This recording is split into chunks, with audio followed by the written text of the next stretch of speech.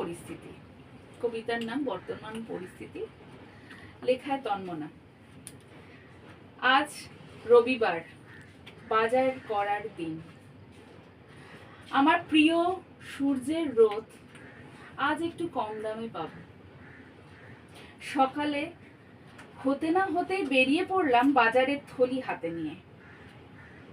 সময় কেনার জন্য প্রচুর মানুষ লাইন দিয়ে ভিড় করে আছে, কিন্তু এত দাম সময়ের যে সাধারণ মানুষের সাধ্যের বাইরে। এ দেখছি সোনার থেকেও দাম বেশি, সোনার দামকেও টেক্কা দিয়েছে।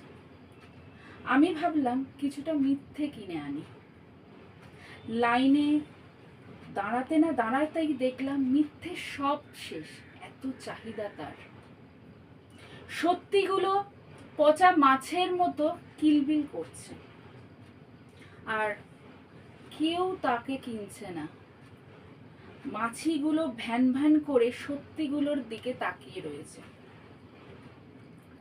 কি করব কিছুই বুঝতে পারছি না, নিতান্তই ভেবে পাচ্ছি না।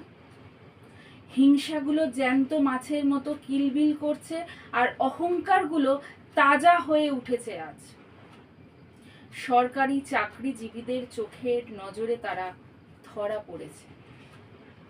নির্মম অবস্থা ভালোবাসাদের, বারবার ধর্ষিত হতে হচ্ছে তাদের প্রেমিকাদের। আর নির্ভেজাল ভালোবাসা ভেবে পকেট থেকে টাকা বের করে কেনা চেষ্টা চলছে। বারবার তাদের পদপৃষ্ঠ হতে হচ্ছে বেঈমানদের কাছে। তবে অনাচারদের বাজারে অনেক দর। রাজনৈতিক নেতাদের পকেটে করে দাদাগিরি করতে করতে তারা বাড়ি ফিরছে তাদের সাথে। ধর্মগুলো কি করবে ভেবে পাচ্ছে না, তাই চিৎকার করে তাদের অস্তিত্ব দাবি করছে। বিভ্রান্ত হয়ে বেরিয়ে দেখি কালো মেঘ, আকাশ ঢাকা পড়ে গেছে, রোদও ফুরিয়ে গেল, আর কেনা হলো না।